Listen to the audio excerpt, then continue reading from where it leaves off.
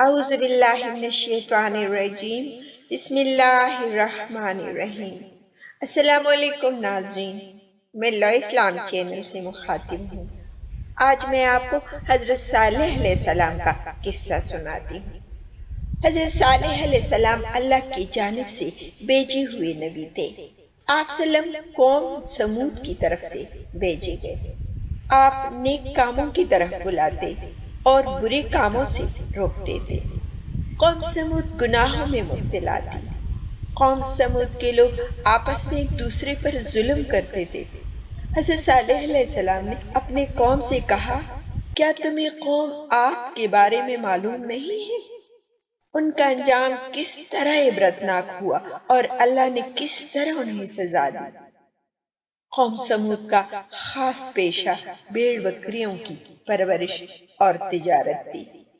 قوم سمود دولت سے مالا مال تھی اور جسمانی طور پر قوی بھی تھی۔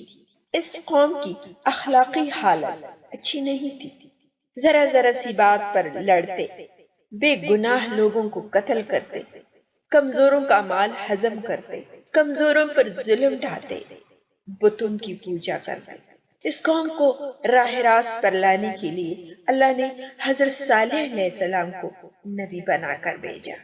حضرت صالح علیہ السلام ان سے کہا کرتے تھے، اے قوم، اللہ کی بندگی کرو اور اس کے سوا کوئی معبود نہیں۔ اللہ نے مجھے پیغمبر بنا کر بھیجا ہے تاکہ تمہیں اللہ کے عذاب سے ڈراؤں۔ لوگ اس سے کہتے، ہمارے پاس دولت بھی ہے، قوت بھی ہے اور عزت بھی ہے، اور اللہ کو نبی بنانا منظور ہوتا تو ہم جیسوں کو نبی بناتا۔ اگر اللہ ہم سے ناراض ہوتا تو ہمارے کھیتوں کو اجاڑ دیتا، ہمیں رہنے کے لیے عالیشان مقامات نہیں دیتا۔ ہمارے پاس بے شمار اونٹ اور بکریاں ہیں، سواری کے لیے گھوڑے ہیں۔ یہ اس بات کی دلیل ہے کہ ہمارے بت ہم سے بہت خوش ہیں، اسی لیے ہم ان کی پرستش کرتے ہیں۔ ہم یہ بات برداشت نہیں کر سکتے کہ تم ہمارے بتوں کو برا بلا کہو۔ ہمیں ان کی پرستش سے نہ روکو۔ ہم تو خوشحال ہیں، لیکن تمہاری بات ماننے والے مفلس اور غریب ہیں۔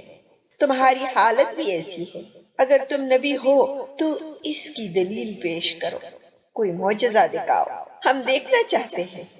حضرت صالح علیہ السلام ان کی اس قسم باتوں پر کہتے کہ تم ہی بتاؤ، تم کیا معجزہ دیکھنا چاہتے ہو؟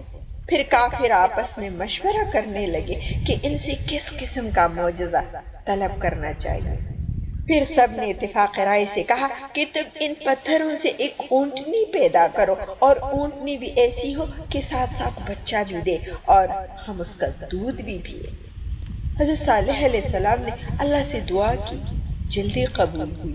پتھروں کے اندر سے ایک اونٹنی نمودار ہوئی۔ اونٹنی بہت خوبصورت تھی۔ اونٹنی کے ظاہر ہونے کے بعد ہی اس جگہ گھاس اگائی اور ایک پانی کا چشمہ بھی جاری ہوا۔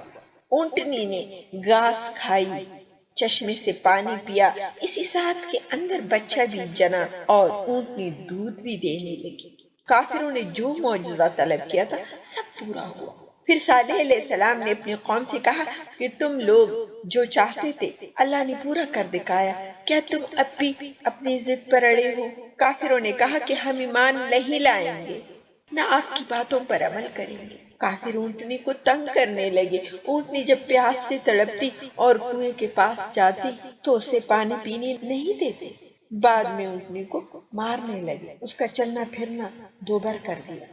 وہ اذیت کے مارے کراہتی رہی، لیکن کافروں کو رحم نہیں آتا تھا۔ حضرت صالح علیہ السلام ان سے کہتے کہ اونٹنی کو اذیت نہ پہنچاؤ، اسے چرنے دو، جہاں جانا چاہتی ہے اسے جانے دو، اگر پانی پینا چاہتی ہے تو پینے دو۔ قوم سمود باز نہ آئی، نہ حضرت صالح علیہ السلام کی باتوں پر عمل کیا۔ ایک روز اچانک حضرت صالح علیہ السلام کی اونٹنی کو قتل کر دیا۔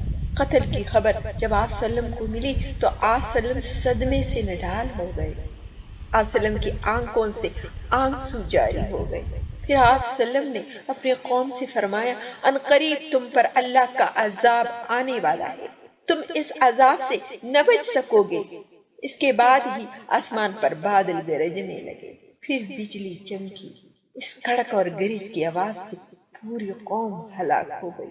جو لوگ آپ صلی اللہ علیہ وسلم پر ایمان لائے تھے اللہ نے انہیں بچا لیا، جو لوگ اس تباہی سے بچ گئے وہ عرب کے مختلف علاقوں میں آباد ہو گئے۔ قوم سمود کی تباہی اور بربادی کے آثار حجاز اور شام کے درمیان سامان عبرت کے نشانات چھوڑ گئے۔ ناظرین کرام، میں امید کرتی ہوں کہ آپ کو حضرت صالح علیہ السلام کی یہ سٹوری پسند آئی ہوگی۔ آپ اپنا بہت سارا خیال رکھیے گا، اپنی دعاؤں میں مجھے بھی یاد رکھیے گا اور چینل کو لائک اور سبسکرائب کرنا نہ بھولیے گا۔ بامعنی